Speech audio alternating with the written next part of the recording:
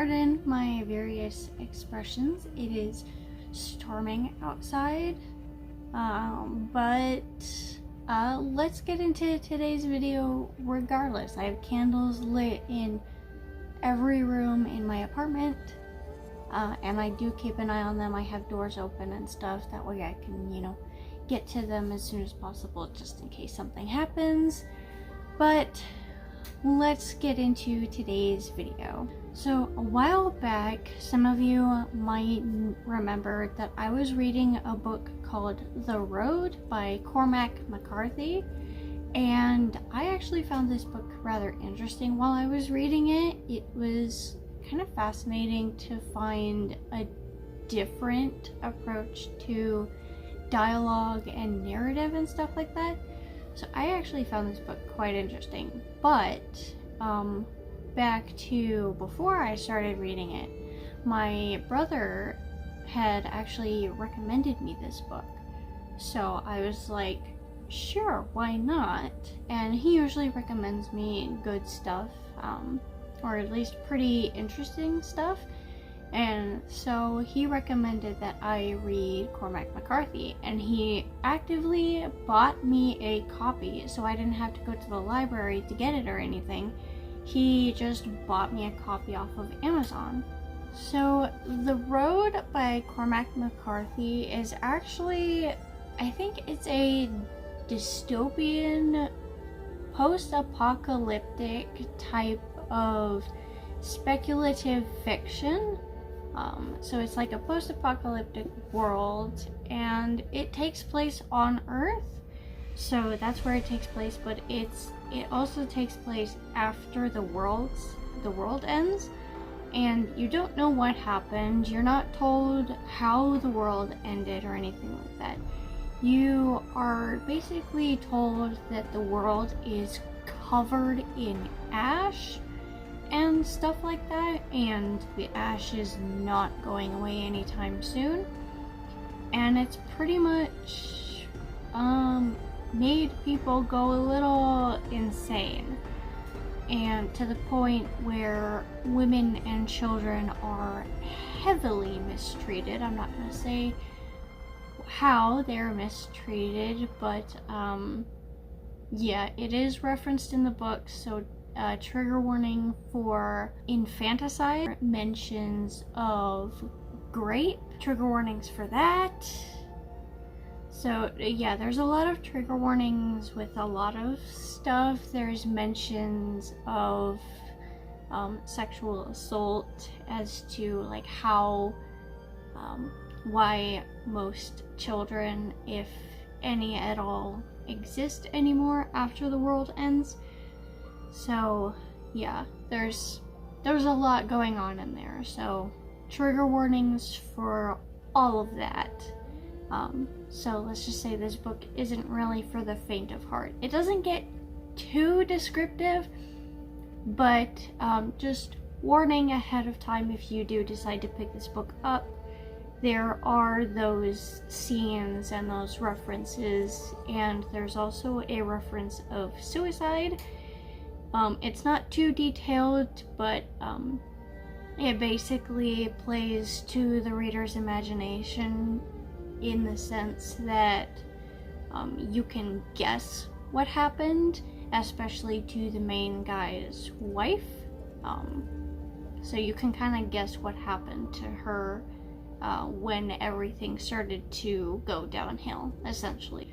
Anyway, back to what this book is about. So it is a post-apocalyptic dystopian type story featuring a father and his son, and you're not told what their names are. It's just the man or the father and the son or the boy said, and so you're not told what their names are. You get one name, and that's a completely separate person that they meet along the way to the coastline, which is where they're trying to go. So the father and his son are trying to make their way all the way over to the, I want to say the east coastline, or it's the west coastline, but they're trying to make their way to a coastline along the road.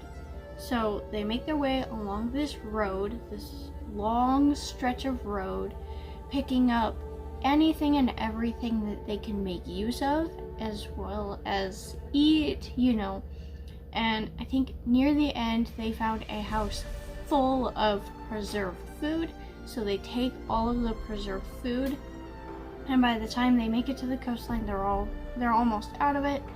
And so they managed to get some, I think they managed to get some fish out of the ocean, whatever fish is still alive somehow. They managed to get it out. They also managed to find a few blankets and stuff like that. It's post-apocalyptic, so they took anything and everything that they could in order to survive. What really interested me in this book, especially when my brother told me about it, when he told me about it, he said there was no dialogue. So what he meant by that, and he described what he meant before he bought it for me, but what he meant by that was there's no quotation marks, there's nothing. There is basically he said, she said type deal. So there is a paragraph of what the man does, and then there is the boy spoke up, and then whatever the boy says, and then the boy said, after a comma, of course. And then there's just these line by line, just an interaction, a dialogue exchange between the son and his father. This entire page, that's all dialogue. That is all an exchange between the father and his son. And what is it saying? I don't honestly remember what the dialogue was about, but I think the boy saw some people and he made a brief mention of it to his father. So, and he was just asking questions, how a boy does. So he was doing that, and there was also a reference to how the boy lost the lighter that the father and the son had in order to start up the little stove that they had. But yeah, the dialogue is essentially just that. It's just line by line of exchanges between the father and his son mostly. And it does get pretty interesting because they do kind of slowly make their way along the road, and the boy asks questions about the father's past, how he grew up and stuff like that. The boy asks him to tell stories and just various things like that, where it's just basically the boy making sense of what's going on now. And all the while I was reading, the references to the ash covering the ground and stuff, you kind of assume that it's a volcano exploded and ash is just falling from the ground and just covers it and stuff like that, because when it turns to winter, the snow also becomes very soot covered, soot layered, and just covered in this gray nasty ash.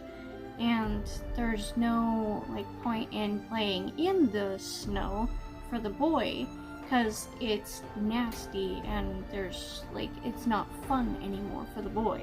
So that's what I particularly found interesting, was the dialogue, how it was just line by line of the man said or the father said, and then the next line it would be the boy said or the son said or something like that, something along those lines. That's what I found interesting, was the dialogue, how the father and his son interacted. And the father never really held anything back. He did hold some things back, he didn't want his son to see him kill other people in order for the two of them to survive. He didn't want his son to see that, because his son, in the story, you don't know how old he is per se, but he is very young. He's still in that exploratory stage where he's asking questions, trying to learn about his environment. But the father never wanted him to see anybody dead pretty much, until they come across a campsite where they find the burned and charred body of an infant. And earlier in an earlier scene, they had encountered, they didn't interact, but they saw a group where there was a pregnant woman and she was just hobbling along. And so my assumption would be, yeah, I'm not gonna say it out loud because, you know, I might get content restricted for this video just for mentioning it. But yeah, they find the body of a baby, of a young infant child. So, and obviously the boy does not react very well, and so the father kind of drags him away and says, "I'm sorry you had to see that, I didn't want you to see that," etc., etc. So the father's trying to take very good care of the son's mental health, mental well-being, and trying to keep him as innocent as possible without, you know, without sugarcoating what's going on in the world, essentially. So he's trying to balance that out while the world is still going through this apocalypse. So anyway, regardless of that, all of those events, I do have some questions that I have answered in a little review book that I have. I do try and review the books that I found, I guess, the most impactful, or I'll try and review, you know, my friends' books over on the series Reading Books My Friends Wrote and stuff like that. And I think I only have JC's book in that series. However, actually no, I also have one of Desloray's books, but with this video, I know it's going to be called Reading a Book My Brother Recommended to Me. So with this one, I found it the most, like, impactful, I guess. I found it really interesting, so I thought I would share my opinion with you guys and whether or not I think you guys should read it. But again, I'm not gonna make you guys read anything because there are a lot of heavy topics in this book that not a whole lot of people would like to tackle or are comfortable with tackling. So I do have a little review book. This is actually book review, the book review book number 1. I have 2 of them because there are a lot of books on my TBR, so I have 2 books just to, you know, tackle them all. So this one is For the Road by Cormac McCarthy, and I usually try and answer like 3 questions besides the summary, the rating I gave it, and why, such and such. It's like a little book review for like high school or middle school or even elementary school. I have a full list, but I only chose 3 questions out of that because normally that's how you do like a little review. You pick and choose 3 or 4 questions and then you answer them in your own words, and that's what I'm doing with all of these book reviews for books that I've read. For me, this is a good way to keep track of what I've thought of these books, whether it was my favorite or not. And of course, it's a good way to keep track of the stars I rated it and why, you know, just to kind of keep track of everything, because I'm a very organized mind. So this is how I do it. So this book I read from April 26th to August 25th. I know it took me a long time to read this, but I was also dealing with NaNoWriMo in the middle of all that. 2 NaNoWriMos. I was dealing with the April one, and I was also dealing with my heavy writing spree, my writing momentum, and I was also dealing with July's Camp Nano and the momentum from that. So I kind of just like put it on pause, and then last month in August, I finally decided to pick it back up again because I needed to maintain my, reading, I guess, record, because my goal was 80 books this year, just this year. So I'm probably gonna have to read a lot of novellas by as we get closer to the end of this year. But I read this book from April 26th to August 25th, and I rated it 4 stars on Goodreads. I think I left a review on Goodreads as well, but I am not too sure. My memory is not very good, which is also why I write down my own opinions in these books, is because sometimes I forget what a book is about, and maybe I'll pick it back up again and it wasn't that good or something like that, but my memory is not very good, so I write all of my opinions and my thoughts down in these book review books. That way I can get a sense of how past me thought of this book, basically. So obviously my rating was 4 stars, but the why is because it was a very interesting read. Very helpful past me, very helpful. But every time I look at this book, I still it does stick with me. So I guess that helps a little bit with my memory and stuff. So it was a very interesting read. Currently, I still think it was interesting. And of course it has me do the summary, so I'll just read out the quick little summarization past me did. That way you guys can tell whether or not you would like to read it or not. So it says, the world has ended and is now covered in ash. What exactly happened is up to the reader. A father and his son travel along the road trying to get to the coast. That's literally it. That's the whole book, is them going from one end of, I guess, the United States. You assume it's the United States, but you get from one end of whatever country they're in, and they're trying to make their way to the other end of the country they're in. Did you enjoy reading this book? Why or why not? So you can't just say, yes, I enjoyed reading this book. You have to say why you enjoyed it or why didn't you enjoy it, basically. And of course I said, yes, actually, it was originally suggested to me by my brother, and normally he and I have vastly different tastes when it comes to books and reading, but I actually enjoyed my time with this. Did you want to read this book until the end? Why or why not? I said, yes, because I wanted to see what would happen at the end, which is usually the case with me.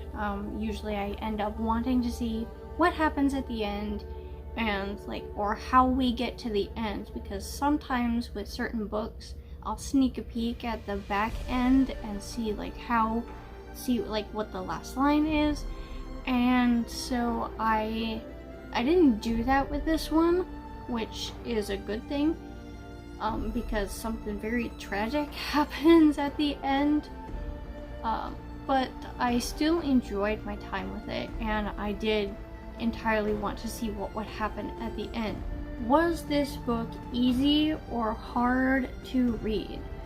It was actually somewhat easy. It took me a minute to get used to the fact that there's no quotation marks around the dialogue, and there's no dialogue tags, so there's no he picked up a stray can and squeezed it to see if it was, good, still good, or he picked up a stray can and turned it around to see if it was rusted or not, then says this. There's none of that. I mean, there is descriptions of what he does, but it's not that. It's not he picked up a stray can before he spoke and then the dialogue. No, there is none of that. So it took me a while to finally get used to that, and it took me a couple of tries during certain sections to figure out who was speaking. But it was only during like a select few of them. It was only during like a small few of them out of however many there are in the book. So while it was somewhat easy for me to read, someone a lot younger than I am, particularly maybe in the high school or maybe middle school ages, it might be a bit difficult because there's no chapters, so you stop literally wherever and whenever in the book. So I just kind of had to put a bookmark in it, set it down, and then like continue later as it was. So there were no chapters. There were scene breaks, but it wasn't broken up by a little like image. Sometimes it would be broken up by it's like 3 little asterisks, but that'd be it. But no chapter 1, no chapter 2, no nothing. Just like large spaces in between certain paragraphs, and that would be a scene, basically. For me, being 26, 27 next year, it wasn't that difficult for me to figure out and read. But for someone a lot younger than I am, who is not as experienced with reading, it might be a bit more difficult for them. Might be. So I'm giving people a little bit of grace just in case, because everybody has different reading levels and reading comprehension and stuff like that. So for someone a lot younger, it might be a bit difficult. I'm not saying it will be, but it might be a little bit more difficult for someone like that to read because of how it's set up. I understand this video was probably a little bit all over the place, but this is basically just me rambling as per my namesake, and I hope you guys did enjoy this video, and I hope you guys will enjoy the road if you do decide to pick it up. I know Anna, or Ent Hugger, picked it up, as I had mentioned in a previous video. I know she picked it up and she thoroughly enjoyed it, and I hope you guys will enjoy it if you decide to pick it up. You don't have to if you don't want to, and that is okay. So aside from my ramblings, I hope you guys enjoyed this video. I hope you guys enjoy the book if you decide to pick it up. Please do leave a like on this video, leave a comment down below what your thoughts on it if you have read it, or if you decide not to pick it up. You guys don't have to comment anything, you're good. But just comment anything down below if you have some thoughts about the video or the book or whatever. And please do make sure to subscribe to my channel. I have just surpassed 50 subscribers. Thank you guys so much. I hope to see you guys in the next video.